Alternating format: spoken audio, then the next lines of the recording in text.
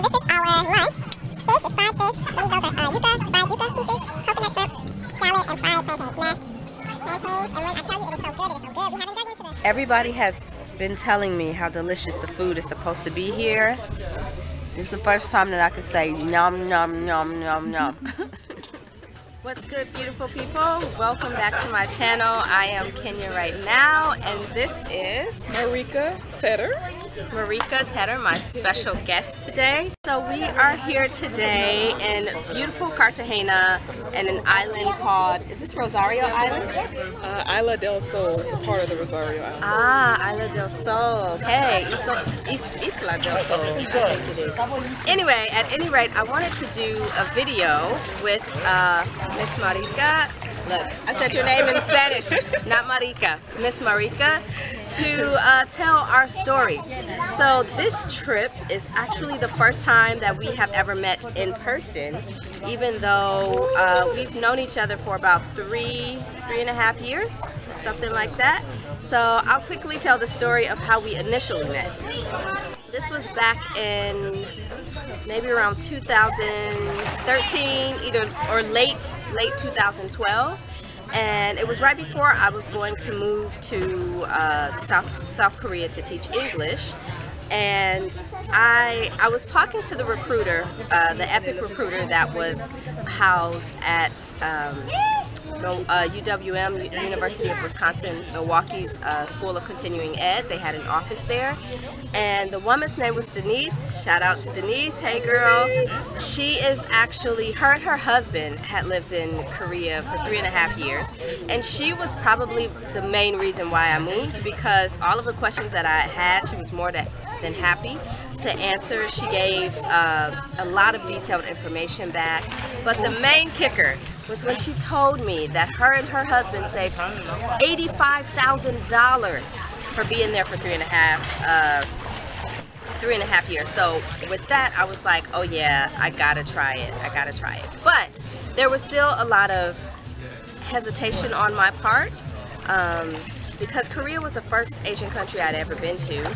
So I didn't know what to expect. And again, as a Black American, we're always very conscious about how we'll be treated wherever we go, or, you know, if we'll fit in, things like that, because of the terrible history of racism in America.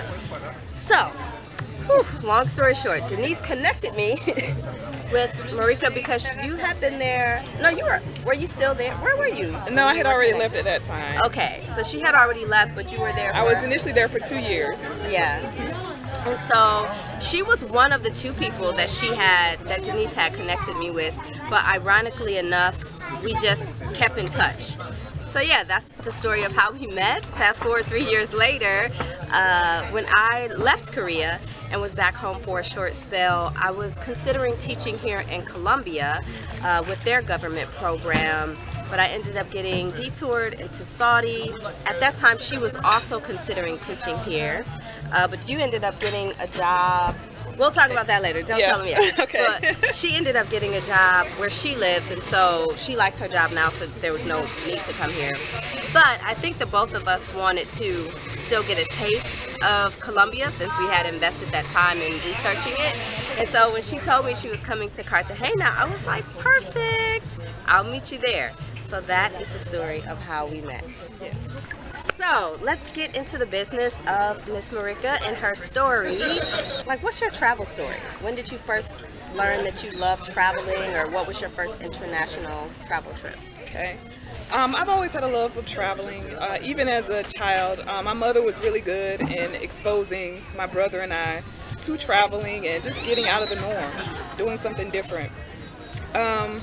Prior to teaching in South Korea, I had only taken one international trip abroad, and that was to London, England, and also I went to Ireland on that trip. Wow. I've always had a desire to just get out and see more of the world. Prior to going to London and Ireland, I did do traveling around the States, but as far as international experience, those were my first experiences abroad. Cool. And what's your background? So before you decided to go to Korea, what was life like for you? Well, life for me before Korea was I was working the 9 to 5, doing the grind. I was in the mortgage industry for several years, and I just kind of got fed up with the monotony of corporate America. During the time that I was working in the mortgage industry, it was around the time when the recession hit. So I was about to lose my job anyway. So at that time is kind of when I really thought about what's my next move going to be. So that's when I started doing research for teaching abroad in South Korea. At first I wasn't too sure about it. What made you decide on Korea? The pay seemed really decent. I didn't really know anyone in Korea, but I'd never been to an Asian country. That was also an aspect that attracted me to it. And I just wanted to try something different. I just wanted to dive in and just do something out of the box. So what was your experience like in Korea? You ended up staying 2 years. I did. So describe your experience in Korea. Oh boy. There were so many I can't even name, but initially when I got to Korea, it was a bit of a culture shock. I didn't really know what to expect. Because you're from, tell us where you're from. I'm originally from South Carolina, small town in South Carolina. Prior to going to Korea though, I was living in North Carolina, in the city of Charlotte. Oh, okay. But when I got to Korea, it was a unique experience, I'd say. Just from because a lot of people have like a love-hate relationship in Korea. It's like sometimes you meet the people and they're so warm towards you and just really, really nice, and you just have one of those aww moments like after you interacted with them, or it's just like the landscaping is so beautiful, and the culture in general. Even though a lot of people don't know about it, Korea has a very rich culture within itself. So all of those things make you feel all warm and fuzzy inside. But then some of the day-to-day stuff, when you don't speak the language, it's frustrating communicating. And Korean people can be very, I don't know what the word is, but to Americans it's considered rude, because they'll like step in front of you or bump in front of you and they don't even acknowledge you. They just, you're in their way, so they're just gonna. Yep, they're gonna bogart through. Yeah. So it's a lot of like goofy. Oh, and the whole Confucianism culture is also different, and the workspace is where it plays out the most, and that can be really frustrating too. Yeah. Yeah, so there were a lot of different extremes while I was there. You know, as Kenya just mentioned, just from the cultural aspect, and you know, again, there are things that are really positive about it, but then there are things that definitely get annoying during the time there. Yeah. So when you left, was it like deuces, or was it like? It was bittersweet when I left. Some things were like deuces, but there are definitely some things that I still miss about Korea. Like what? I miss being able to travel around the country. I think once you get back to the States, it gets a lot more difficult to kind of travel, as far as like having the time off and, you know, being financially able to travel. Even the cost, it's really cheap to travel within Korea. Exactly. So I do miss that aspect. I also miss being able to, I had a work-life balance in Korea. I was able to save money and still do the things that I wanted without breaking the bank. And I also do miss some of the relationships that I made in Korea. I have so many people that I met when I first got there, the Koreans as well as people from the States. And a lot of them I actually still keep in touch with until this day. But I do miss the friendships that were formed there. Yeah. So your next, wait, I'm sorry.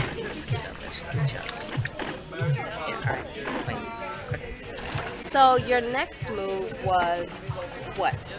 After Korea, I came back to the States for a while, probably about a year. Why were you back for a year? Yeah, I was there for a year. Okay, I didn't realize that. Because I ended up working for Disney Cruise Lines. Yeah. But like on cruises? Yeah. What? Yeah. How could I have not remembered that part? How long were you doing that? My contract was for like 4 months. How was that? Oh, I didn't like it. Because it's kind of like grunt work, right? It was a lot of grunt work, and it was just like What did you do on the cruise? I was a youth counselor. So I worked with the kids that came through. So Disney Cruise Lines, I mean, we saw about 1,000 kids a day that came through that space. Wow. So it was really exhausting, and it really wasn't my cup of tea. So I did not renew my contract. But it was only 4 months, so that's pretty decent. And I made it too. I wouldn't mind doing like teaching yoga on a cruise or something like that. That would be cool.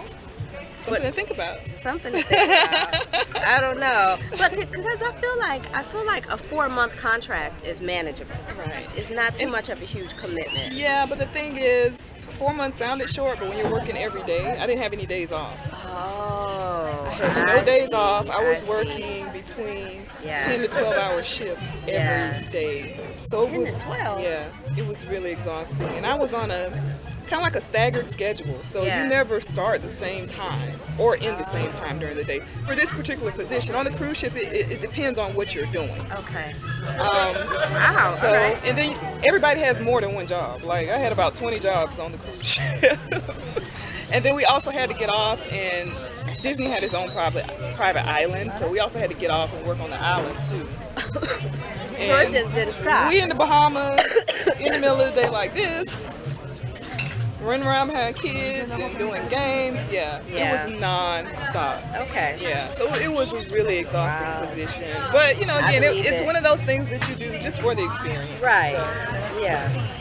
But, you know, it was a valuable experience. And, again, I met people from all over, and I learned a lot of things. So after that, what happened? Yeah, after Disney Cruise Lines, I still had that urge to go back abroad. I looked into the teaching program for the country of Georgia, which is a small Eastern European country. It used to be a part of the Soviet Union back in the day. So again, I must ask, what in the world made you choose Georgia? Georgia was a country that it's still they're still relatively new as far as their independence. They've only been an independent country for about 20 years. So that was appealing to me. It was a place that I didn't know anybody that ever went there, let alone heard of it. Every time I mentioned Georgia, people were thinking about the state of Georgia. So the draw was that it was unique, being that it recently gained its independence. It still had remnants of the Soviet Union. I had never lived with a host family before, so I thought that would be a valuable experience. So those things are what kind of drew me to it. It wasn't for the pay. And I also want to get volunteer experience, so that was a big thing for me. So that's what kind of led me to Georgia. I actually know a friend of mine who lives in Orlando. Shout out to Chanel. Hey, boo. And she has a friend who is from Georgia. Her name is Lika. Hey, Lika. And she and my friend Chanel visited her home country, her hometown, and apparently they were like kicking it like little princesses. Like her dad, Lika's dad, was like spoiling them. They had like a driver taking them around places. And even Chanel was like, you should teach there next. And I was like, I know someone who didn't have quite the best experience there. And she was like, yeah, but I know somebody there. So I'm like, that's a different story. Yeah, it definitely was. And going from, like, Korea was my first international teaching abroad experience. So it's like everything after that, I kind of compared it to Korea. I always do that. And Korea and Georgia were two totally different extremes. Right.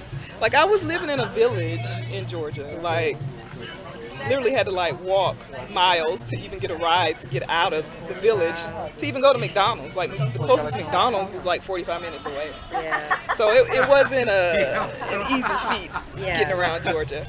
My friends and I, we would joke and say, you know how people always say, if you make it in New York, you can make it anywhere.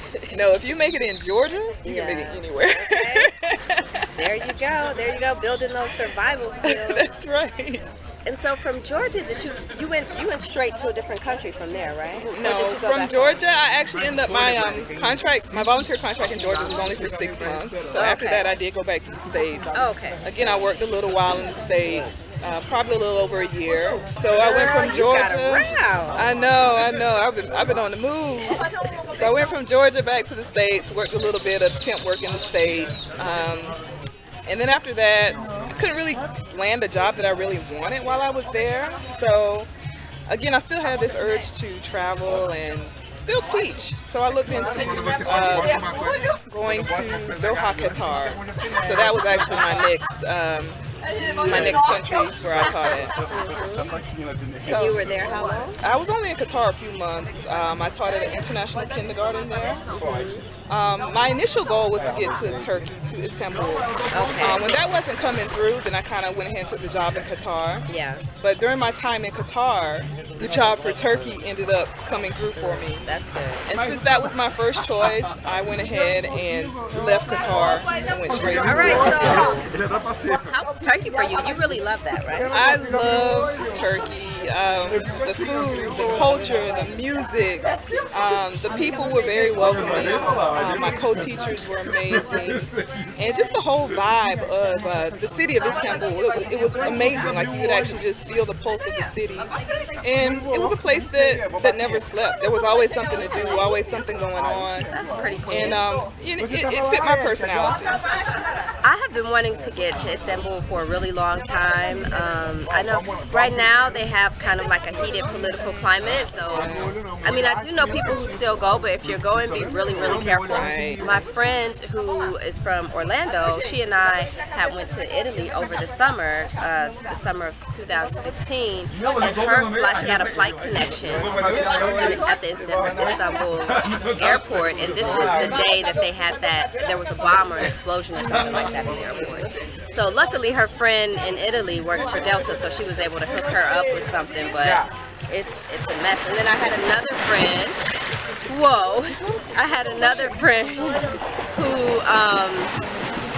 who went there with her boyfriend, and they were like out in the streets, and they were trying to find their way home, but they took a wrong turn, and there were these guys talking to them, trying to help them out, but they were asking them like, hey, where are you from? And she was like, we did not want to say, we didn't know what to do. They were scared. They didn't want to say they were from the US. They said that they were from Wisconsin, and the people had no idea what that was. Like, they didn't know where it was, or if it was a country, if it was a state, or where it was, and so they just left it at that. But they quickly like departed from them and found their way home. Istanbul is definitely on the list. All right, so now you have done the living abroad thing, and you're back in the U.S. again. I have. And what's life like after living abroad? Life after living abroad. It was interesting trying to get back adjusted to life back in the U.S. I went from having work-life balance and pretty much a lot of free time and time to travel to getting back on the roller coaster of the American workforce. Yeah. But I can't complain. When I first got back to the States, I was out of work maybe about 3 months, and I was blessed to get something in my hometown. So I was able to kind of get that time, use it to spend with my family and tie up some loose ends that I needed to take care of. So it was still time well spent. After that particular job, I knew I wanted to relocate because I am from a small area and there wasn't much opportunity there. And I didn't want to get stuck. So I started researching some other areas, and Raleigh, North Carolina is only a couple hours from my hometown. I actually was blessed to end up landing a position there. And that's what I currently do now. So nice. So do you miss living abroad? I do. I have my moments. Actually, on a daily basis, I have kind of like flashbacks of moving back abroad sometimes. Yeah. But it's weird. Like, it's like when I come back home, it's like I'm always reminded as to why I left in the first place. Ah, okay. So it's something I just can't seem to shake. It's like I'm always in this comparison mode, if that makes any sense. Yeah. You know, it's like I love being at home. It's almost like living a double life. It's like I love being at home, being closer to family, but at the same time I miss the perks of living abroad and being able to save money and being able to do my first passion, which is traveling. Really quick, just tell us, what do you do now? Now I am I'm a coordinator for this company. I'm in workforce development. So basically, I still actually ended up doing a bit of teaching when I got back. So with this particular position, it ended up working out really well because I assist college graduates with getting internships or jobs in their field of study. And I also teach like job readiness courses and help prepare them for the real world So my teaching experience did play into this new role, so that's definitely been on the up and up. It sounds really exciting. Like, it sounds like something that I would like to do. I like things that are, you know, where it keeps changing. Exactly. And that's the thing with me. I get bored easily. Exactly. That's the same for me. Like, I get bored really easily, which is why I was having a tough time when I did come back to the States, because I didn't want to do the typical 9 to 5. But the position that I have now is a perfect fit. It allows me to move around, it allows me to be flexible, it allows me to go out and meet people. And again, still the teaching component is there for us. So what would you say to those people who are really interested in taking their first international trip, or even trying to explore ways to live abroad? Do you feel like, you know, it's a good thing to do? Do you feel like, you know, is it really, should for Black travelers, should they be worried about like some of the places they go? Like, what is your opinion on traveling, living abroad, and also for Black travelers? My personal opinion is I think that everybody should go abroad at least once, even if not to live, at least visit for an extended amount of time if you're able to. Everybody's different. Everyone's experience is going to be a bit different. I mean, those of us as Black travelers, you know, we are going to have a different experience as opposed to someone else that's not Black. But it's one of those things where I advise everyone to try it, but I know it's not for everyone. Right. If you're not open-minded, if you're not flexible, if you're not, you know, willing to go with the flow and, you know, just kind of live life as it comes, then it's not a good fit for you. But if you're one of these people that wants to explore, that knows that there's more out there than what you're used to, then I think it's an awesome experience. So that's going to wrap it up for us. Are there any last words or last thoughts that you want to add? Yeah, go abroad, travel. Go abroad and travel. That's right. All right. Thanks for watching. All right. Deuces. See ya.